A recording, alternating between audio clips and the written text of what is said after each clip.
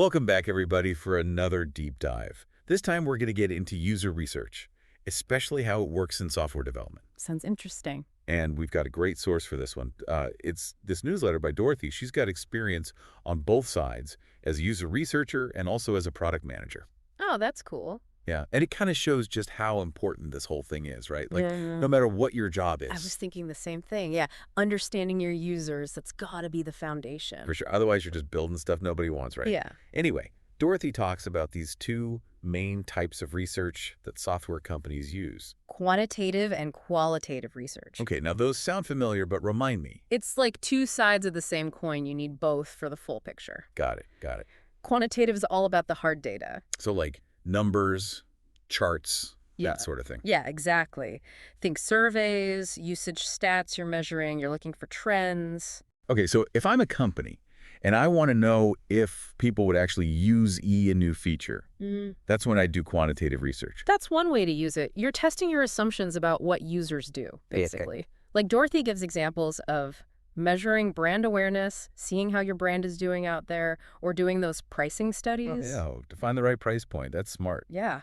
Powerful stuff for decision making. Okay, so that's quantitative, very numbers focused. What about qualitative then? Qualitative is about the why. You're going deeper, beyond just the numbers. Then more about feelings, motivation. Exactly. You want to know the reasons behind what people do, what frustrates them. I see, I see. Dorothy mentions focus groups for this, or one-on-one interviews. You get those in-depth stories. Makes sense. So both are important, but used for different things. Exactly. Okay, but let's say I'm a company and I want to do some user research.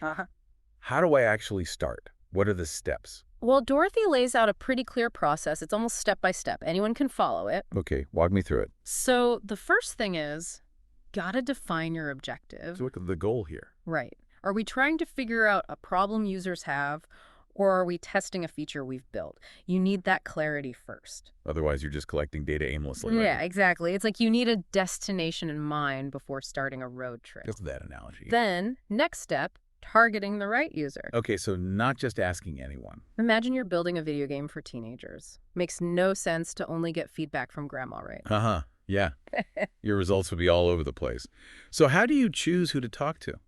Depends what you're researching, but Dorothy mentions criteria like age, location, even how often someone uses your product. It's very specific to your goals. Sometimes you even want a control group, people who haven't used a certain feature, for example. Interesting. Why would you do that? So you can compare their feedback to those who have used the feature. It's like a built-in comparison point. Oh, like an A/B test, but for research? Yeah, exactly. Helps you see if the thing you're testing is actually having the impact you want.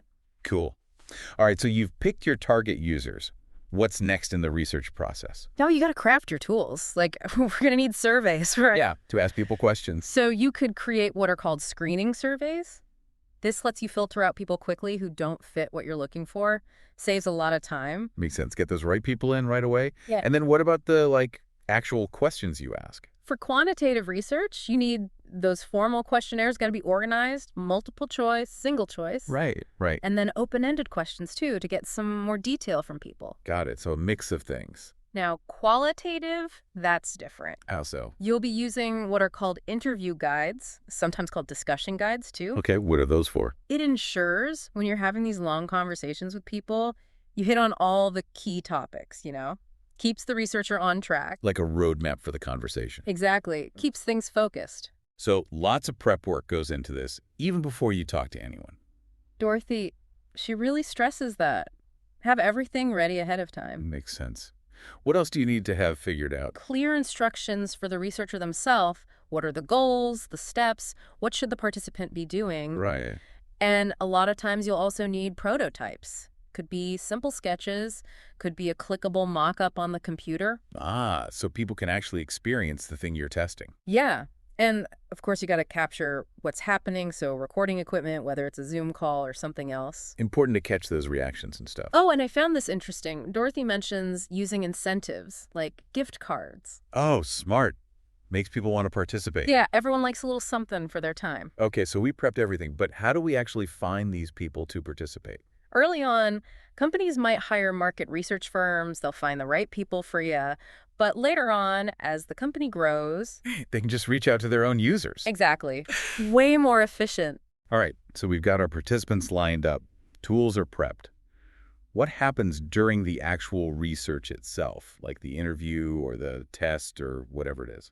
Dorothy, she really highlights the importance of listening, both for the interviewer, but also for anyone observing, like during a usability test. Picking up on those little clues. Yeah, those aha moments. Those are the gold nuggets that'll help you build a better product. It's almost like being a detective, right? Watching, listening, looking for those insights. Exactly. But it's not just about collecting data.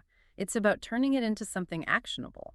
So how do you go from a bunch of raw data to something you can actually use? Usually the research team will put together a report with recommendations based on what they found. So it could be like, hey, this feature's clunky, we need to fix it, or... People hate this price, let's adjust it, or even bigger changes like the whole design needs an overhaul. Wow, so the research really drives those product decisions. It should. It's about closing that loop from gathering insights to taking action. Makes sense. And you know what I'm finding really interesting as we talk about all this? The role of AI. Oh, yeah. It's changing everything. Dorothy mentioned some really cool tools. Yeah, like for those long user interviews, imagine having those automatically transcribed and summarized by AI. Oh my gosh, that'd be amazing. Save so much time. Right. She mentions C-Meet for Google Meet. Zoom's got its own features now, too. Cool, cool. And even if you're doing stuff offline, you can record, use transcription software, even feed it into ChatGPT or something. Whoa, so AI is like your research assistant, handling all that tedious stuff. Exactly. But it's not just that. So Dorothy talks about this tool called Maze. Basically, you build little tasks within a prototype, and you can watch how users interact with it.